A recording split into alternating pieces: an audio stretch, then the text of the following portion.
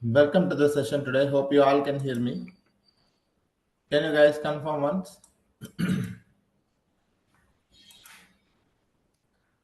Are you guys able to hear me? Yes, we can hear. Okay, great. So let us start the session, guys. So if you remember, in our previous sessions, we have seen the data processing systems such as the data proc as well as data flow. And today we are going to start with one more interesting service, that is Composer. You can also call it as the Airflow or Composer you can call. So let us try to understand what is Airflow, what is Composer, and with the help of the Airflow, what we can do. So let us try to understand today. Okay, sir, Composer is one of the fully managed workflow orchestration service. It's a fully managed workflow orchestration service. So when I say orchestration service, if you have a plenty of workflows, if you wanted to orchestrate them, then you can use Composer, and it is a fully managed service. Okay, when it is a fully managed service, you don't need to worry about creating any infrastructure. But in the Airflow or Composer, if you wanted to use, we need to create the environment. Okay, sir, it is a fully managed service and it is a workflow orchestration service. Sir, Composer is based on the Apache Airflow. Apache Airflow is an open source platform designed for creating the pipelines, scheduling the pipelines, managing the pipelines, monitoring the complex workflows. So that is the reason it is called as a managed airflow service, also called as a managed airflow service. So if you can see here, Composer is a fully managed workflow orchestration service. Why it is called workflow orchestration service? It's because with the help of the Airflow or a Composer, you can create the workflow. We can schedule the workflows. We can manage the workflows. We can monitor the complex workflows also. So that is the reason instead of calling all of these things, they usually call it as an orchestration service. So with the help of the workflow orchestration service, you can create a pipeline, schedule a pipeline, manage a pipeline, monitor the pipelines also. Okay, so that is the reason, because the Composer is based on the Apache Airflow. So Composer is also called as a managed airflow service. Managed airflow service is that in on-premises, if you go for Apache Airflow, you need to take care of all the infrastructure. But in the Composer, so Composer is something like a fully managed Apache Airflow service you can think of. It's a fully managed Apache Airflow service. So that is the reason here you don't need to take care of the infrastructure. Okay, so that is the reason if you wanted to work with a Composer, we don't need to create any infrastructure, but we need to create the environment. I will show you how to create the environment. But if you wanted to understand what is Composer, sir, if you wanted to create a pipeline, you can use the Composer. If you wanted to schedule the pipelines also, you can use the Composer. If you wanted to manage the pipelines also, you can use the Composer. You can monitor the pipelines also, we can use the Composer. Okay, Composer can be used for all of these four activities. Instead of calling all of these four activities, people usually call it as a workflow orchestration service. People usually call it as a workflow orchestration service. It does mean that creating, scheduling, managing, and monitoring. Okay, so that is what is the reason of workflow orchestration service. It is called. Okay, sir, what kind of a tool it is? Sir, if you wanted to work with the Composer, Composer is a coding-based tool, sir. Here we are going to use the Python to create the workflows. Sir, I wanted to create the workflow. What I have to do? You have to write the Python code. Sir, I wanted to schedule the pipelines. You have to write the Python code. You have to manage it or monitor it. Everything doing the Python only we are going to do it, sir. So that is the reason it is a coding-based tool. Okay. Composer or Airflow is one of the coding-based tools similar to your data proc and data flow. In the data proc and data flow, how we have used Python, similarly in Composer also we are going to use Python to create the pipelines or schedule the pipelines. Sir, can we use the data proc for the streaming jobs? Can you guys tell me? can we use the data proc for streaming jobs? Can anyone tell me? So we have seen data proc and data flow. Data flow is for streaming data, and data proc is for batch proc.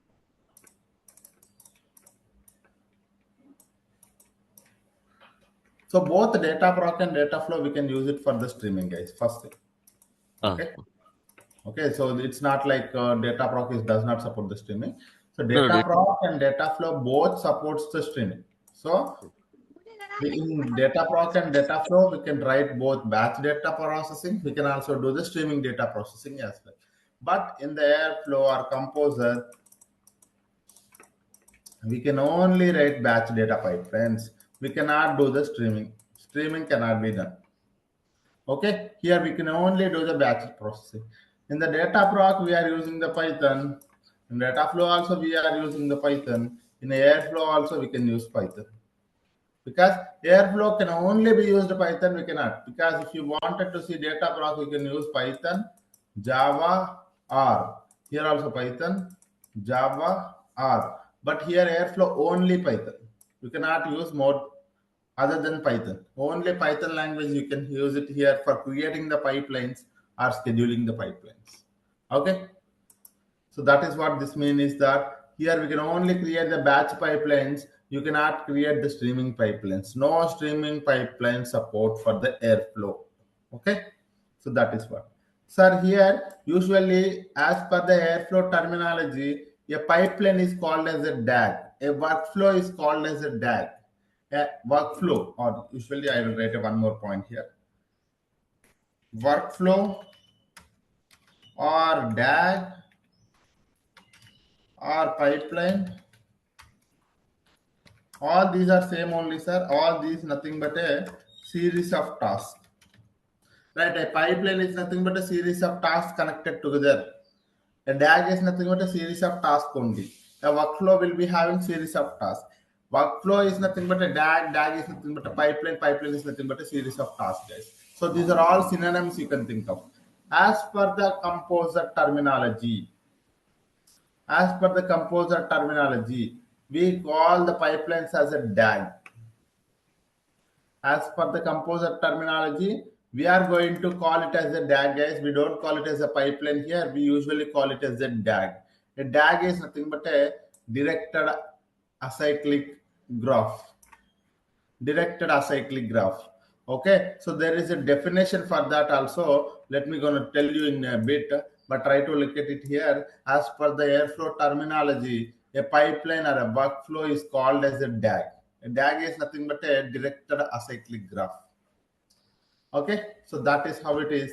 Common use cases for the composer is that composer can be used for creating the data processing pipelines, scheduling pipelines, ETL workflows, automation of routine tasks, infrastructure automation. So all of these things can be used for Composer.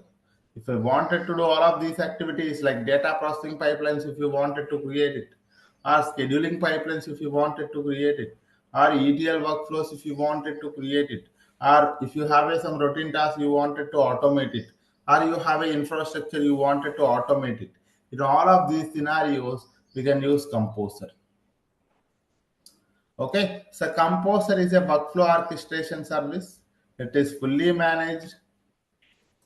It's a fully managed workflow orchestration service.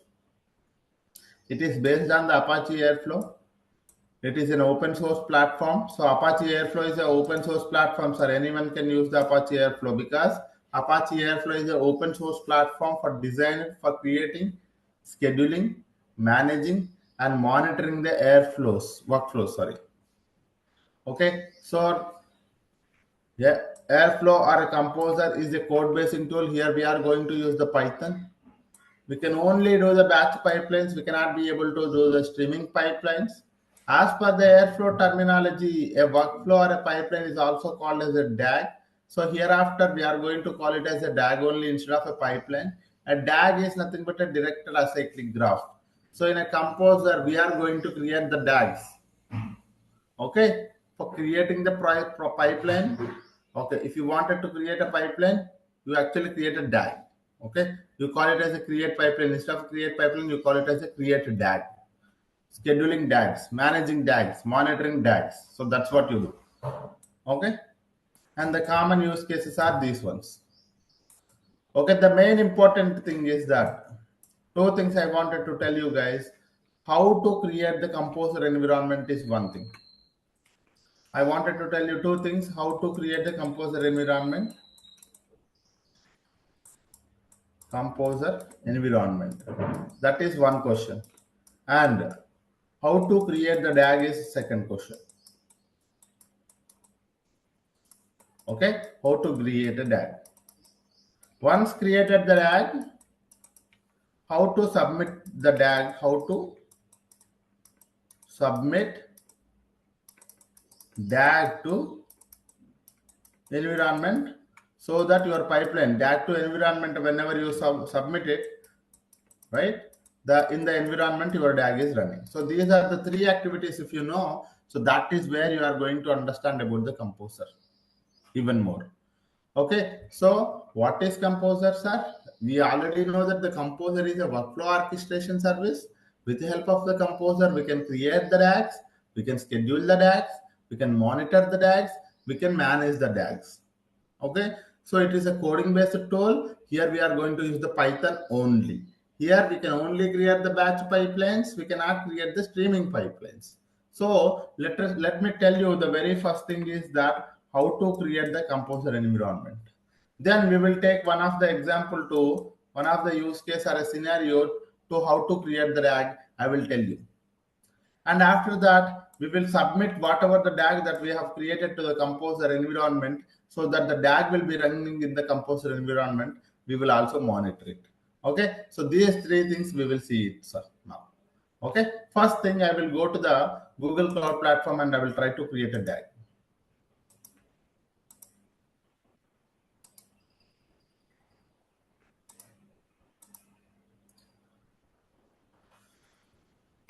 Sir, if you wanted to create a DAG, this is how the environment looks like. Okay, so if you wanted to come to, so if you wanted to go to the composer, you search with composer. You can see here manage workflow orchestration service, composer. Click on the composer here. Click on create environment. So there are two types of composer. Composer one, it is going to be end of support. It will be removed, guys, in few more days or few more months. The composer one will be removed, and you will be having only composer two, which is auto scaled airflow version 2. Click on the composer 2 if you wanted to create an environment. So you can say here, you can provide an environment name. I'm going to provide the environment name as demo environment. You can select a proper location. I'm going with US Central one. Image version, you have a multiple versions are there here. So Composer 2.7, Airflow 2.6. So these are the two versions that you have. You can select any of the version. The service account, it is going to be using the service account. This one, if you wanted to create a new service account also, you can create it, or you can use the existing service account and grant the permissions. Click on here and click on grant here. Okay, I'm going to use this service account. Click on grant here. So we need to grant it. Once the grant is done, so here as per the composer environment resources, so here we have small, medium, large, and custom.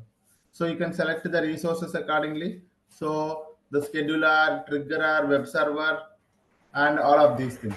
So let me gonna tell you the composer architecture first. Then you can understand what is the scheduler and all of these things. Okay, in a 5 minutes, let me gonna explain you the composer architecture, guys. So very simple architecture it is.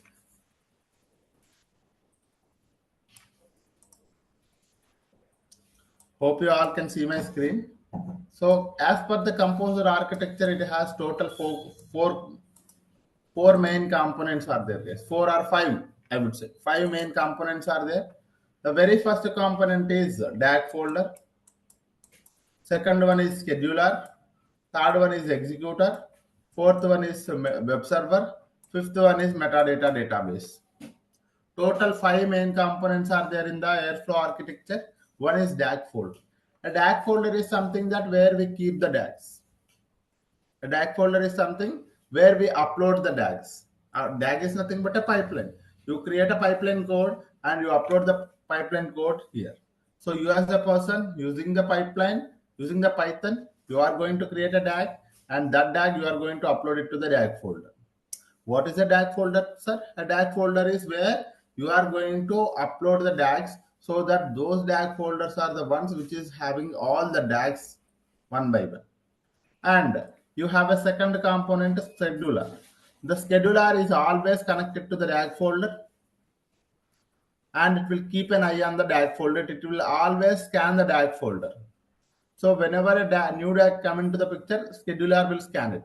So each DAG will be scheduled to run at some point of time. You might have mentioned some scheduled time also. Each DAG will be scheduled to run at some point of time. Maybe this is at 1 a.m. if it wanted to run, or maybe at 2 a.m. So each DAG is going to be scheduled to run at some point of time. So what the scheduler will do is that it will scan the DAG folder, and it will submit the each DAG to the executor for the execution purpose. Okay, so this is what the scheduler will do. Scheduler will extract the DAGs from the DAG folder, and it will be submitting it to the executor for the execution purpose. So what is the executor will do? Executor is the one will be processing all the entire DAG. So each DAG will be having the task. So all of those tasks will be running in the executor only.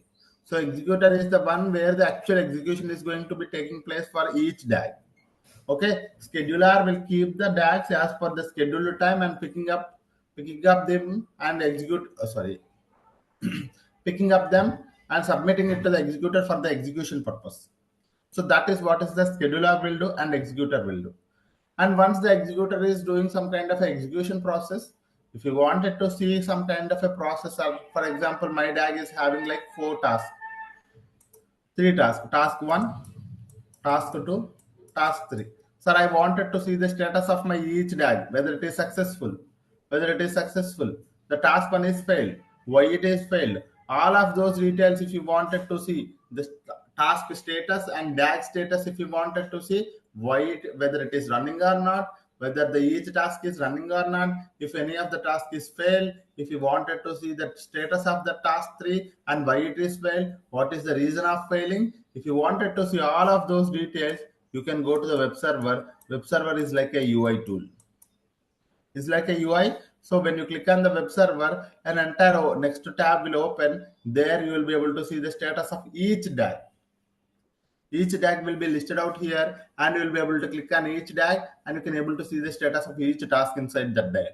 So that is what the web server will do.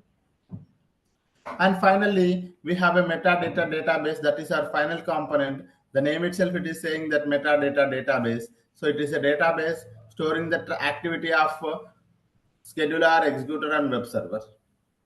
Okay, so metadata database will store all the tracking details about the scheduler, executor, what they are doing, why they are doing, when they are doing, how they are doing. All these details will be stored in the metadata database. So that is how all the metadata details will be stored in the metadata database.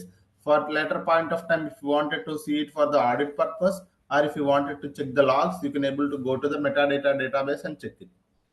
Okay, so this is how usually the Airflow architecture will be there. So you as a person using the Python, you are going to create a DAG. Those DAGs you are going to submit it to the DAG folder. Once you upload it to the DAG folder, scheduler will scan the DAG, and it will picking up them and submitting it to the executor for the execution purpose.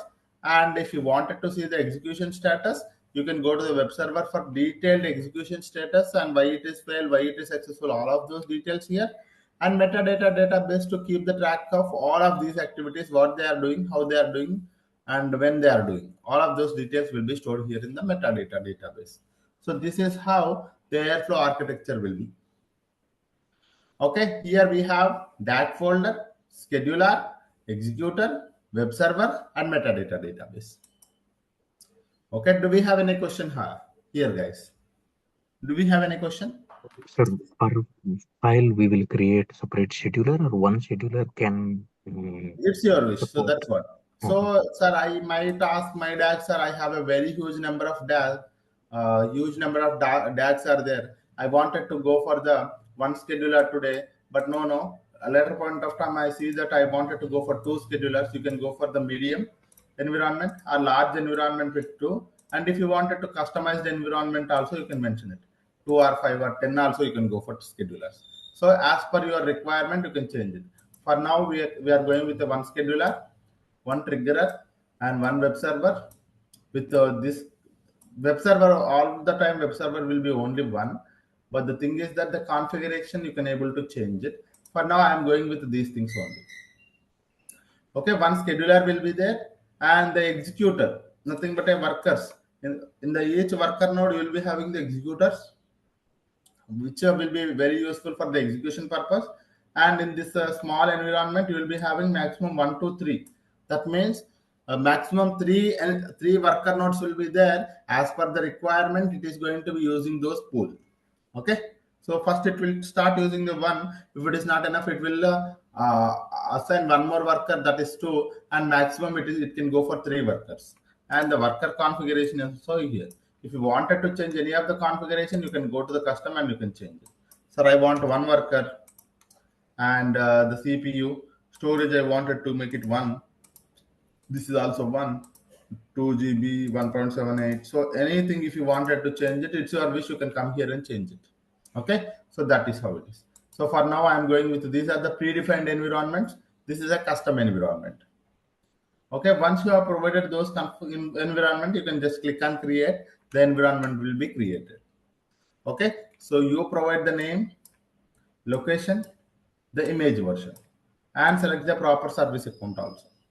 Once you have selected all of those environment details, the basic details, then provide the environment details such as how many schedulers you need, how many triggers you need, what is the web server configuration, what is the worker configuration. Provide the configuration details here. Just click on create. Automatically, the entire Airflow environment will be created at the backend. Okay, entire Airflow environment will be created at the backend. So that is what will happen at the backend. So here I have already created it. It takes at least 20 plus minutes, guys. I'm telling you, it takes at least 20 plus minutes. So that is the reason I have already created the environment. I have created it, not here, sorry. I have created at 6:33. It was created at 6:52, just now, like maybe 5 minutes back. So almost you can see here, almost it took 20 plus minutes. Okay, so that is how, if you wanted to create an environment, it takes at least 20 minutes, guys. Make sure whenever you are creating, you wait for 20 minutes. Okay, so that is the reason I have already created it. You guys look at it here. This is my environment name, the location of my environment, the composer version and airflow version, created at this time, updated at this time. I told you airflow web server will be the next. So when you wanted to see the web server, you click on it here. So the entire new tab will open for the Airflow web server. What is a web server, guys? Can you guys tell me what is a web server? It's a It's a GUI business logic. screen where we can see the process of Correct. So it's like execution. a user interface tool where you wanted to see status of each DAG, which task is running, which DAG is running, all of those details if you wanted to see it. So Airflow has given one of the DAG for sampling purpose. Okay, so they have given, so Airflow has given one of the DAG for sampling purpose. So this is one the DAG. You can see here it is a DAG. So how many DAGs we have? Only one DAG, which was given for the sampling purpose. The owner of this one is Airflow only. You can click on this DAG.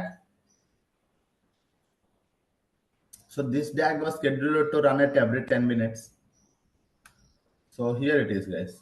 So this is how it runs. Okay, so here you will be able to see the runs. Okay, so here we have only one task. Echo is the only one task. So it ran at 10 minutes before, and it ran just now again 10 minutes. So every 10 minutes this particular DAG is going to run. When this DAG is running, all the tasks inside the DAG is also going to run. Okay, so we have only one task is there, that is echo. Okay, this is how the interface for the DAG looks like, guys. I'm telling you, look at here. It's a very, very easy interface, but people are unable to understand it. So if you wanted to see the number of tasks, this is how the task. So there are 3 views if you wanted to see your task. One is grid view, one more is graph view. Sir, where do we create that Python script, sir? I will show you. Okay, Yeah. we will create it, yes. So this is a graph view. So here you will be able to see the again. Sorry, not this one is not the graph view. Here it is the graph view, guys. Okay, they made it like this. Earlier, the entire window will open for the graph only. Yeah.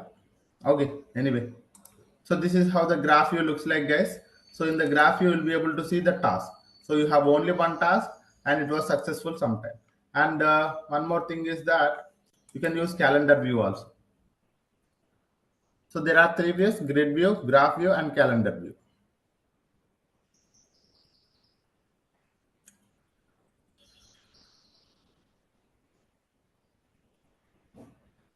A calendar view shows for each date how many times it has successfully, how many times it has failed, it will show. Okay, so on the Thursday, this particular particular DAG was successful 2 times. You can see here. Okay, so that is how it is.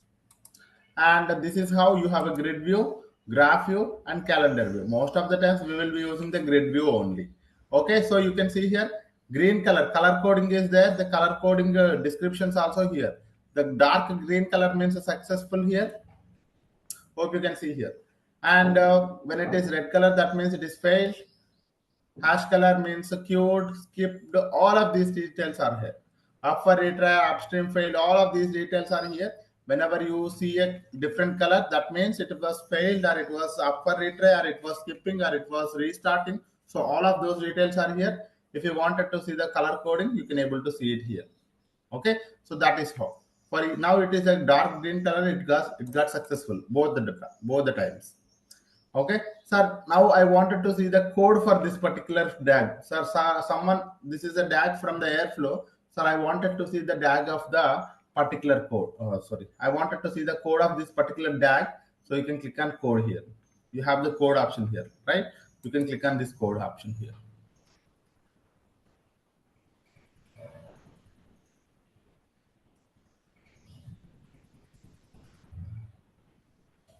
Okay, so this is how here you have the code, sir. You will be able to see the code. So this is the code. So you can see here in the code, you have imported all the options. You have defined the DAG.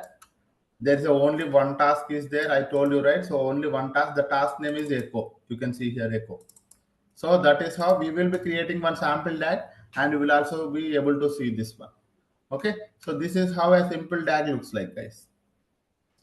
Okay. So this is how the interface for the web server looks like. One question, Rahul. Yes, please.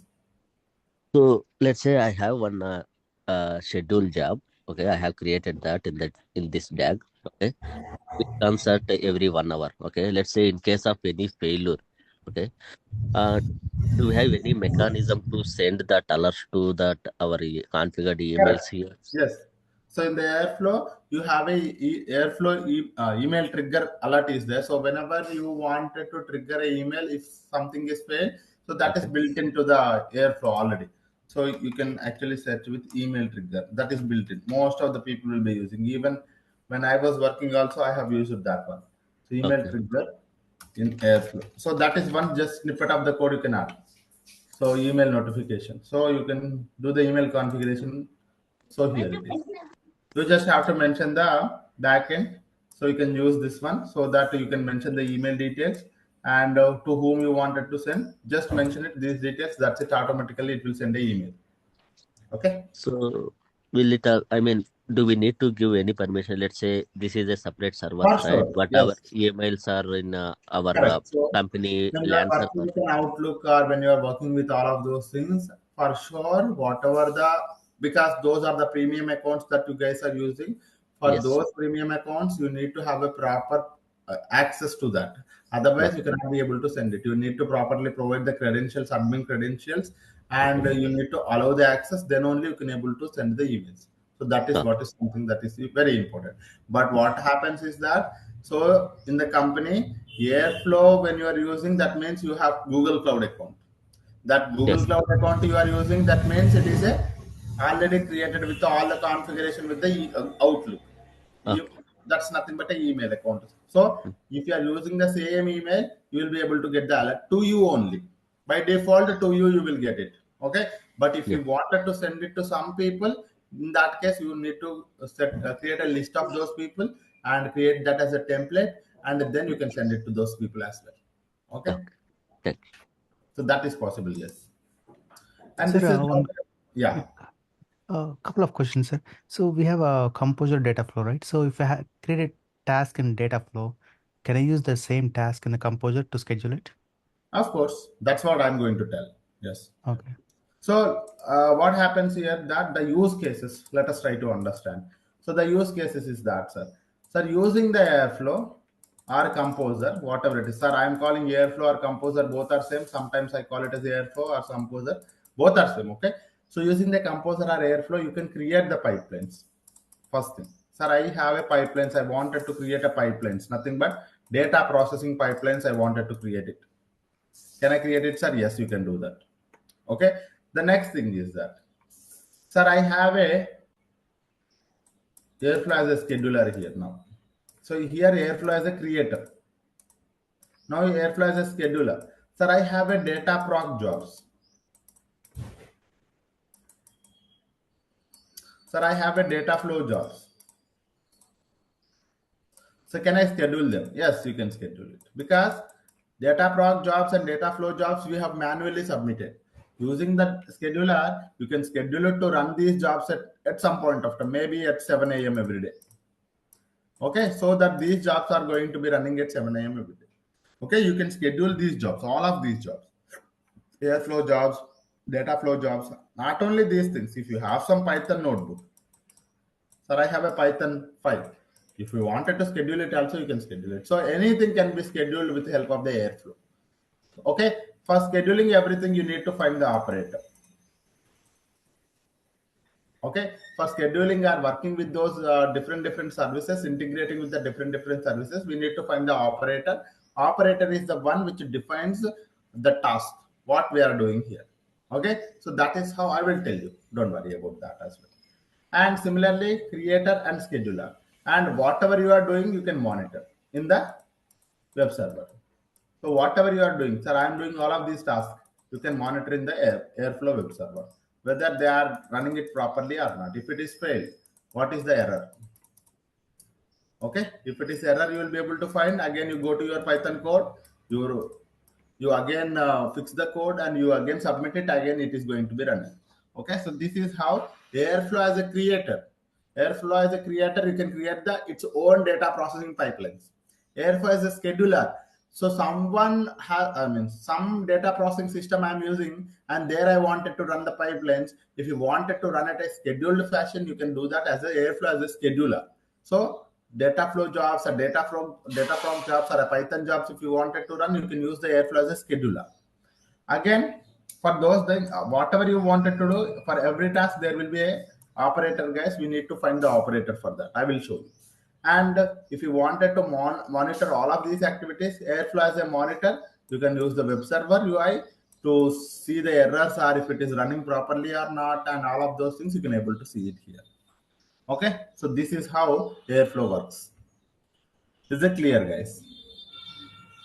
Sir, one more question, sir. So since this Apache is a separate company, it's not tied to Google Airflow, can we use this? Can we deploy this in multi-cloud?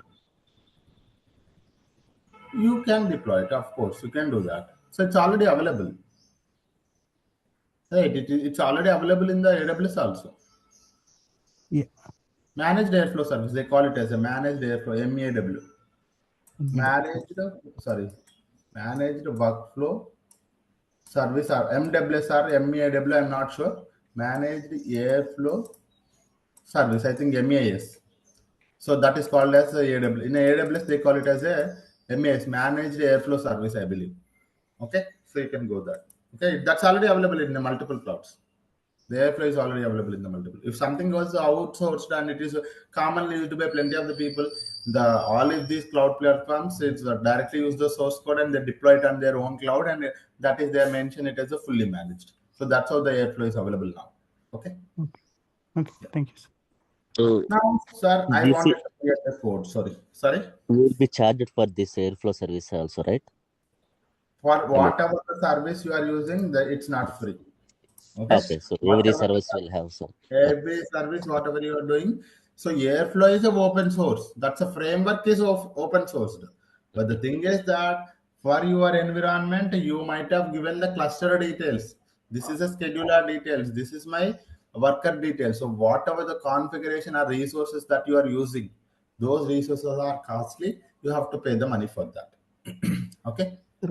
Follow-up question, sir. So when you use Dataflow versus Composer, I think Composer will charge the less money, right? Because it's all hidden to user and running. It's not like that. It's not. I mean, I'm not totally sure about the cost, whether it is higher, whether it is less, but it totally depends on the time that you are using. Okay, the amount of time and the number of resources that you are using. Okay. Okay, understood. Thank you. Now, so let us try to create a small job.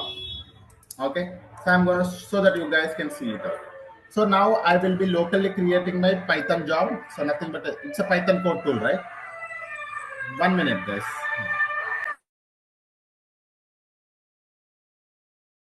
So we are going to create a small DAG here. Those DAG we are going to submit it to here. Sir, as I told you already, so where we have to keep the DAGs?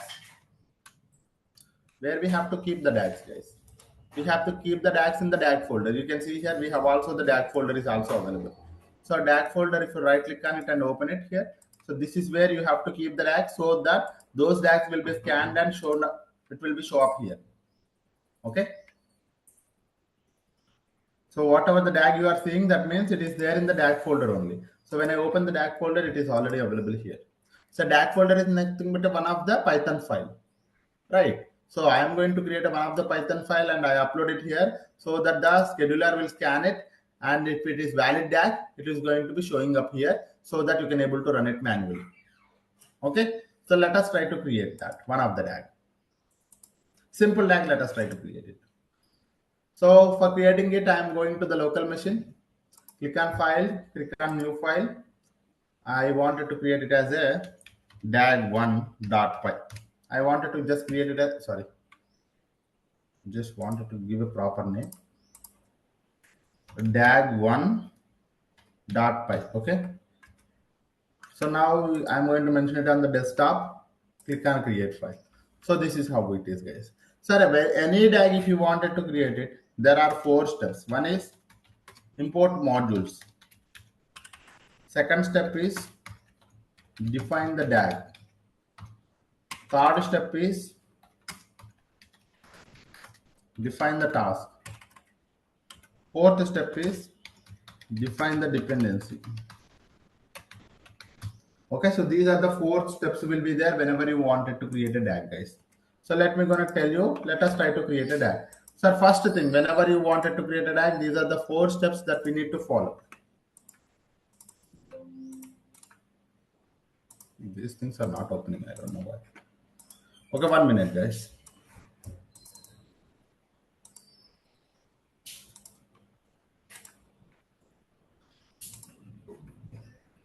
Yeah, whenever you wanted to define a DAG, so first 4 steps we need to follow. One is importing the modules, defining the DAG, okay, and defining the task and define the dependency. So these are the 4 things that we are going to do it all the time. So let me gonna tell you first. So if you wanted to use any DAG, first importing the modules, right? So we need to import the Airflow and we need to import the DAG for sure. For sure, if you wanted to import the Airflow, for sure we need to import the Airflow, and from the Airflow we need to import the DAG. These are the 2 things must. And the next thing is that we need to define the DAG. We will see if any of the modules are required, we will add it later. So if you wanted to define the DAG, each DAG definition will have all of these details. Such as with the DAG, you mentioned the level 1 DAG composer. Your DAG DAG name will become this one only, level 1 DAG composer. And you have to mention your scheduling information. Scheduling information will follow the cron job format. So 5 stars will be there. Each star will defining the, we can also go here. Each DAG will define the a numerical number only. First star will define the minutes, second star hour, third star day, fourth star month.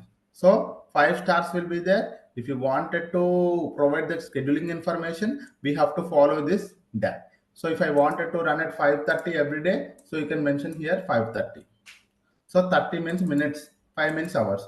So every day, every month means these are the stars. Every means a star. And if you have any kind of a default arguments, you can create it as a default arguments. I am going to create those default arguments here. I'm mentioning those default arguments here, guys. So owner information, you can mention owner as a developer. Start date, when this pipeline has to, when this DAG has to start, or it has to start from, 1 minute, I forgot the date time. The date time. So we import the date time also first. So I wanted to import the date time. We are using the date time, right? So I will import the date time also.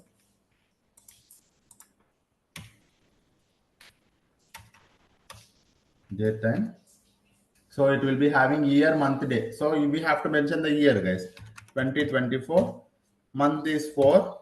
Date is 25.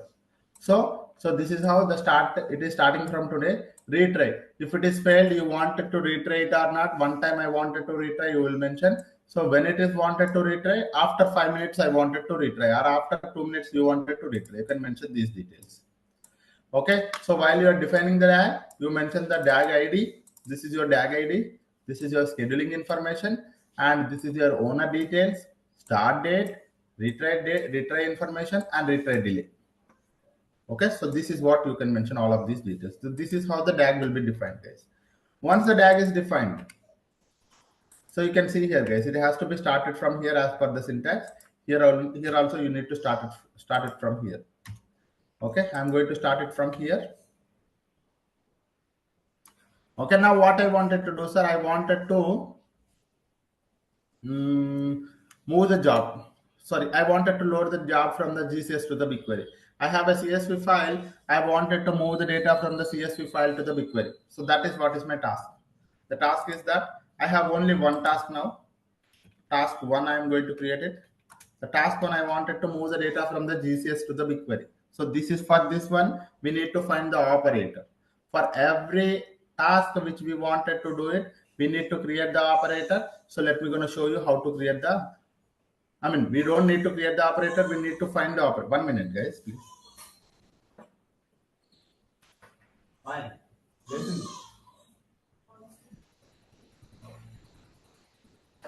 Sorry. So for defining the task, we need to find the operator. Operator is the one which defines the task. So I will go here. So I will find, I wanted to move the data from the GCS to BigQuery. And you wanted to find the airflow operator. So you can search with that one. So GCS to the airflow operator, if you find it, you can able to see here this one. When you click on this one, you'll be able to see the operator like this. So whatever the operator that you wanted to find it, you can able to find it in the public documentation. You can see here, it loads the data from the Google Cloud Storage to the BigQuery. I'm going to use the same thing.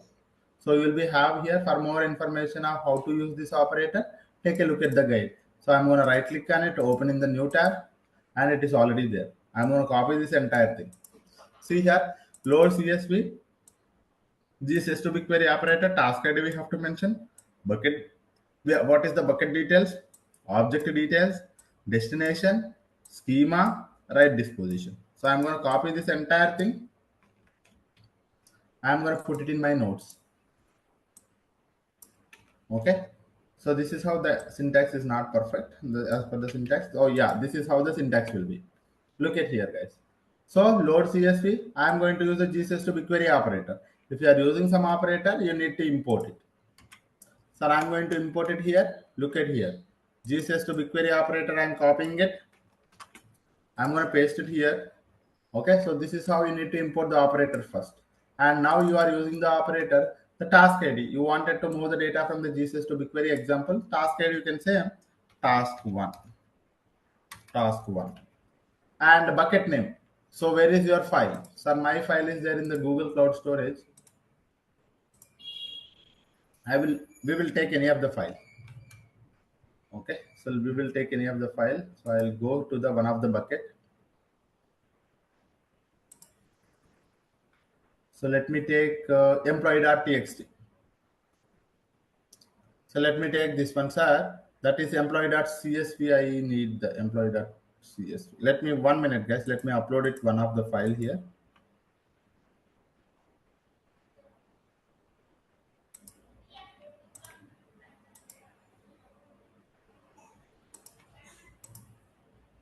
Yeah, I'm gonna upload here one of the file that is employee.csv.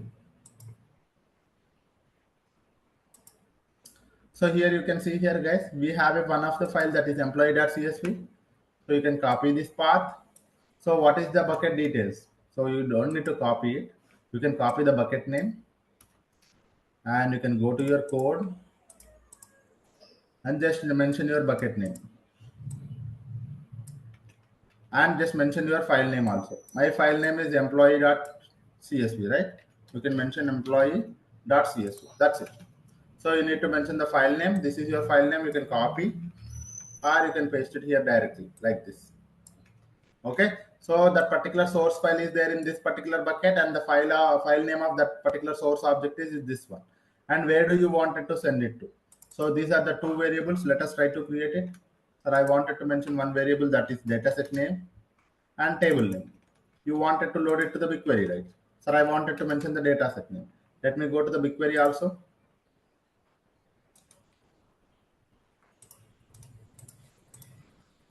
Let me go to the BigQuery also.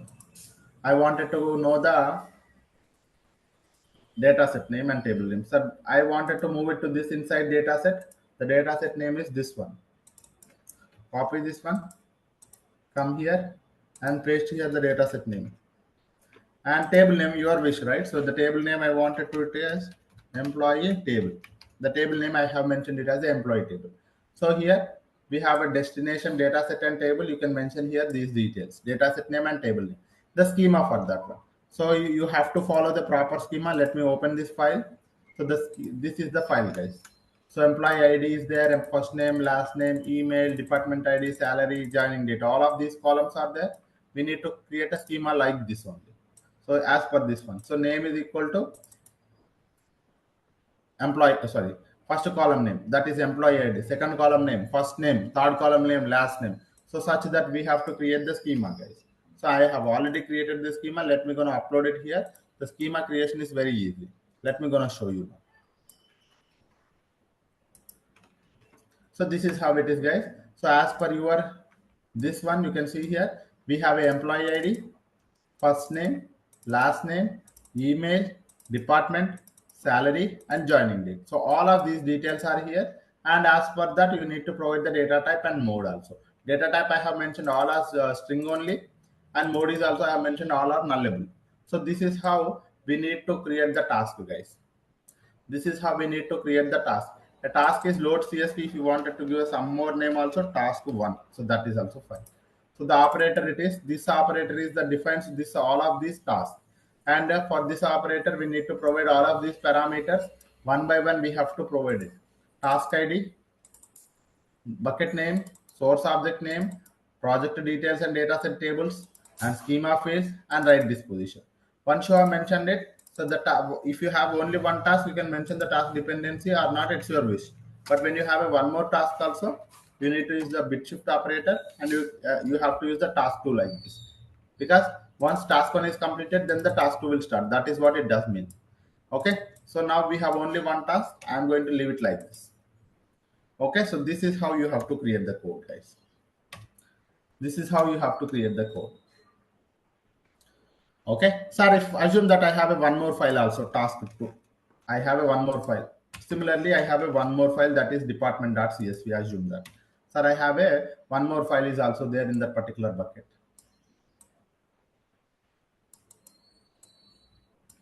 Copy this one, the bucket name, I'm going to mention it here. So I'm going to do it as a task 2. I'm going to do it as a task 2 here. And that file name is department.csv. and the data set name is there. Table 2 name I wanted to provide it. The table 2 I wanted to mention it as a department table. Okay, department table. So this is how I have two tasks, task 1 and task 2. So whenever you have a task 1 and task 2, you follow the dependency. Once the task 1 is completed, task 2 you wanted to start it. So this is how whenever you have a two task, you mention the task 1 and you mention the task 2. Okay, now save it. So all the details are there. Let me see here whether we have the departments.csv is there or not. So if it is not there, let me also upload it. Okay, so it is uploaded. So we have here employee CSV file and department.csv file is also there. Okay, so what it will do, if I submit this code, to our DAG folder, automatically it will be running in the scheduler, right? So let me gonna do one thing. So first what I will do, I have saved this file. I will go to my DAG folder. This is my DAG folder, sir. Where you have a Airflow monitoring.py, this is your DAG folder. You can click on upload. You can click on desktop. This is your dag1.py. You can select that one. Okay, you can select that one. So you have here the dag1.py. So that's how you submit it. So that is what we are seeing, right? So we first created, sorry, I think I might have deleted that. Yeah, anyway. So first we created the DAG. First we created the environment, and then we created the DAG, and now we have submitted the DAG to the DAG folder so that our Airflow scanner will scan it and it will show it here. Okay, so let us wait for 1 or 2 minutes so that it will scan it, and it will, if you wanted to run it, we can manually run it also. Okay, let us wait for some time so that it will scan it. Okay, so if meanwhile, if you guys have any questions, you can ask me.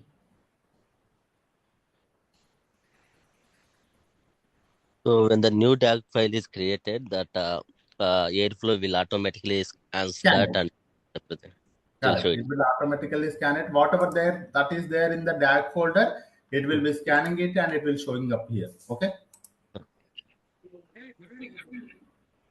Sir, usually, what is the timeout for this execution? Like if there is any huge file which we need to read and process it and execute, performing something, like is there any So this timeout to also way, set? I think there will be a timeout. I think it will be there. If it is failed, it is failed, guys.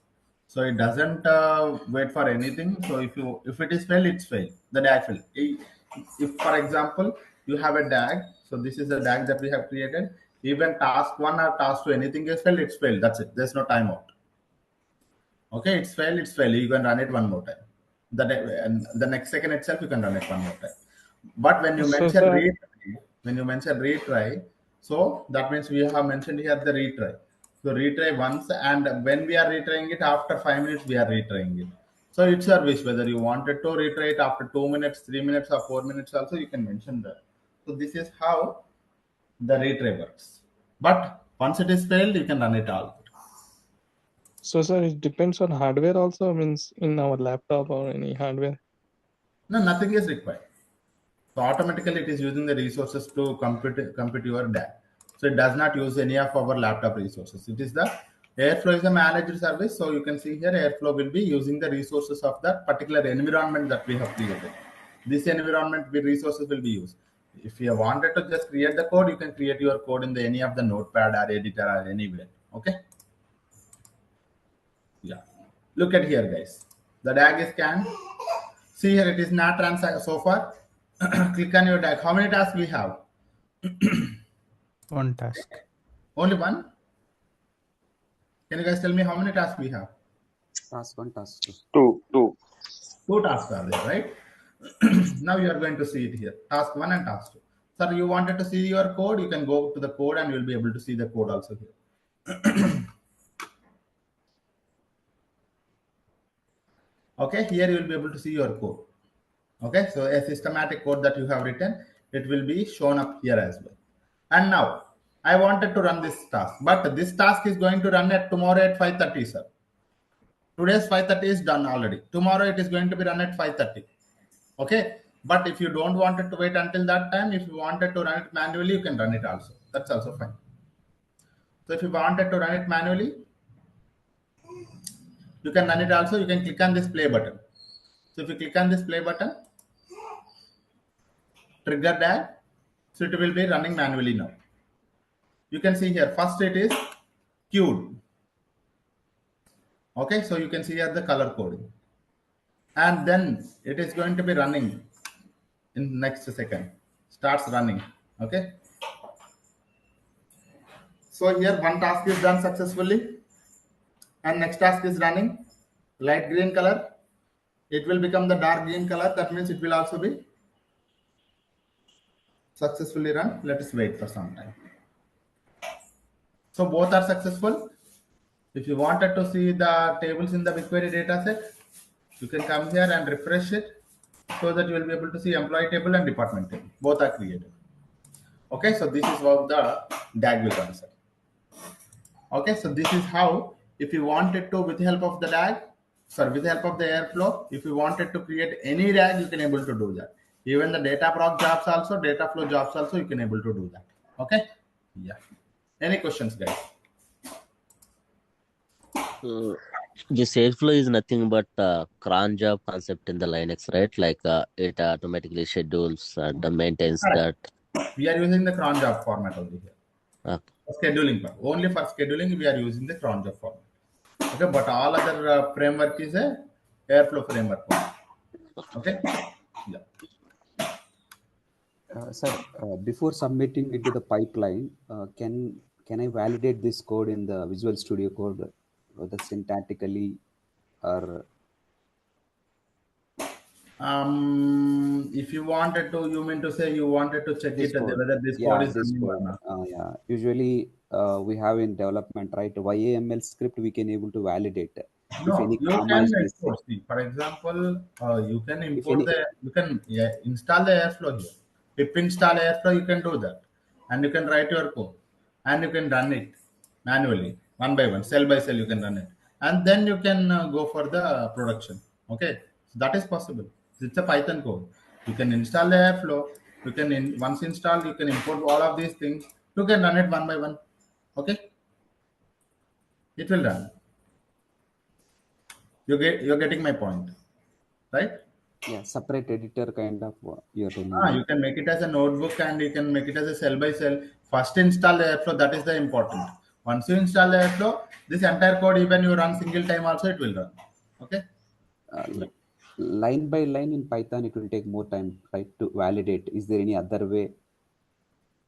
The No, you entire. can mention debug also if you wanted to see. These are all the Python coding only, right? So you can mention the debug code. You can mention whether this whether this task is failed or this task is failed.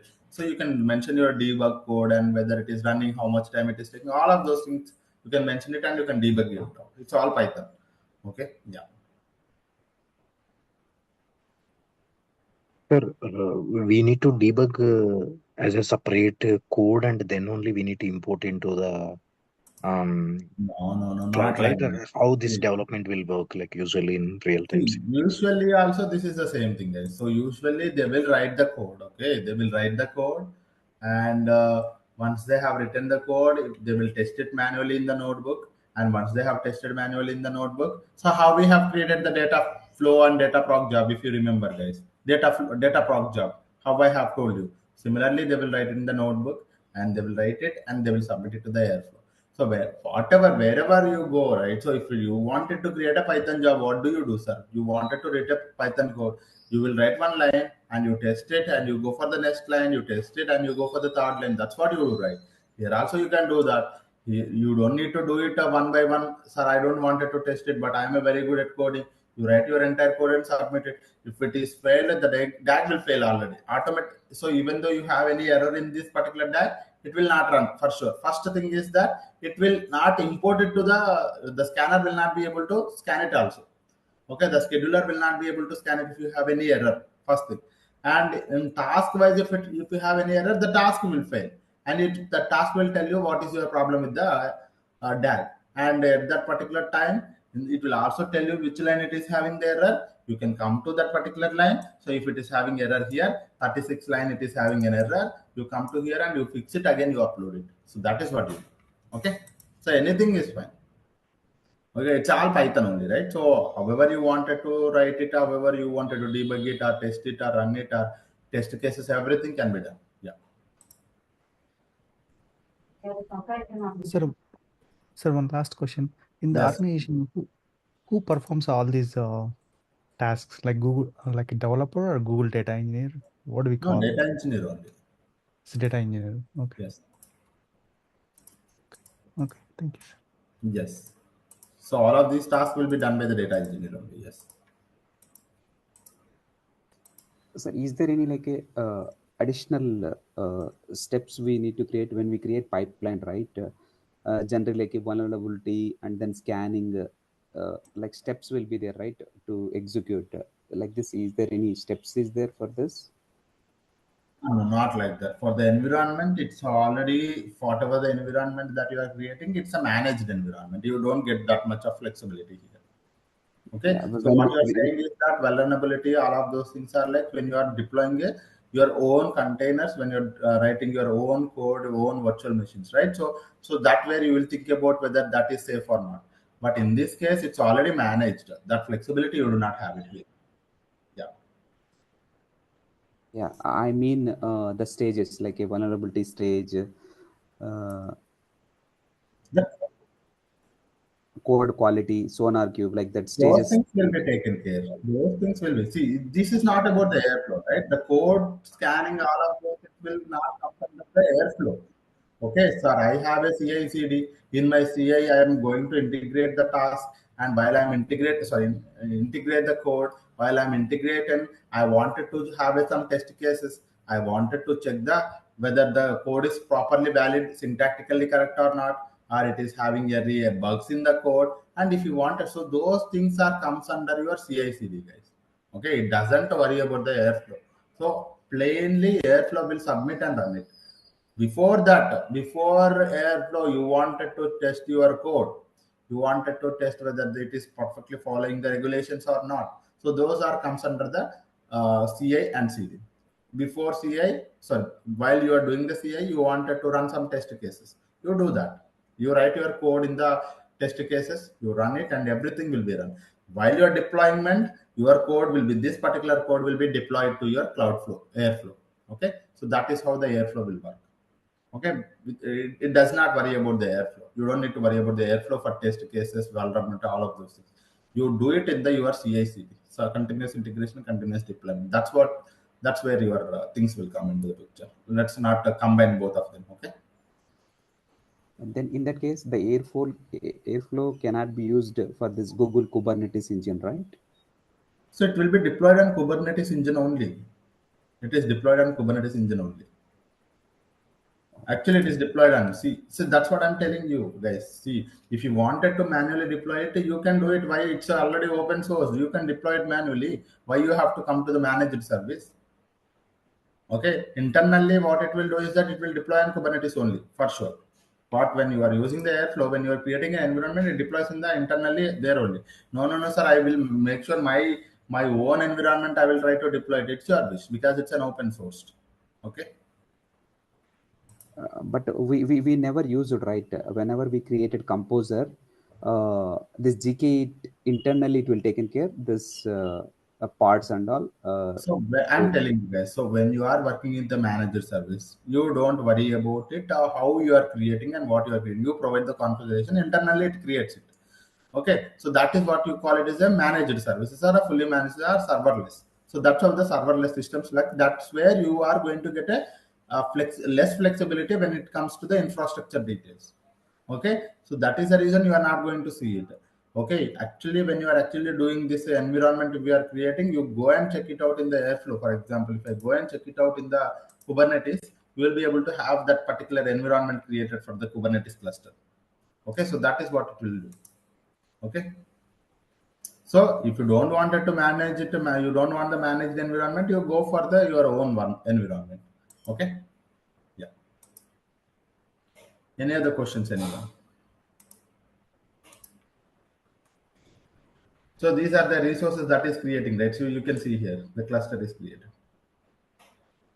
Okay, if you wanted to click on this, right click on this, then it will directly flag it to the GKE cluster only. So when you are creating an environment, for sure it creates a environment in the GKE only. So this is how your cluster is. This is your cluster name. Okay. So you are in the Kubernetes engine. This is your clusters. Okay, one cluster is created and it is managed by the Kubernetes cluster, and it is a managed environment for the composer. So that is how it manages internally. Okay, it does not ask you, do I have to create it here? Do I have to worry about these things? It does not ask you. You provide the configuration, it will internally create everything. Okay. And it will be under the same data center only, right, sir? These clusters and all. All of these things, whenever you select one location, all of those things are comes under the same. Yes.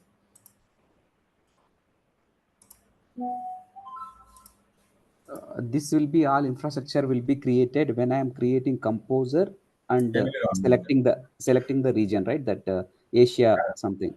So I told you, right? So while we have to creating an environment, when you click on create environment, you have to provide all of those details, right? You are providing all of those details. So that's the reason we have covered the locations concept, guys. If you are not aware of the locations concept, you will not be able to understand why we are selecting this location.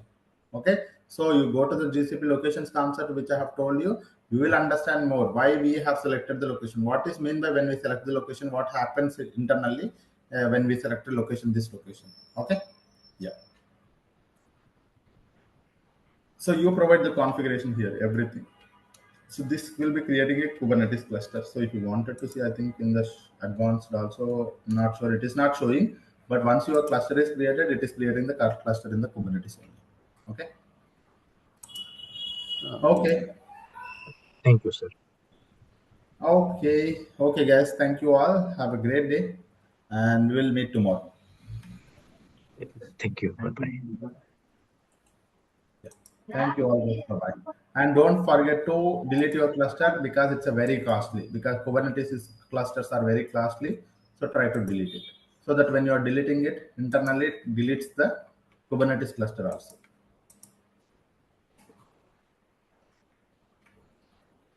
Okay. Okay, guys. Thank you all. Okay, thank you, sir. Bye-bye. Thank you. Thank you all.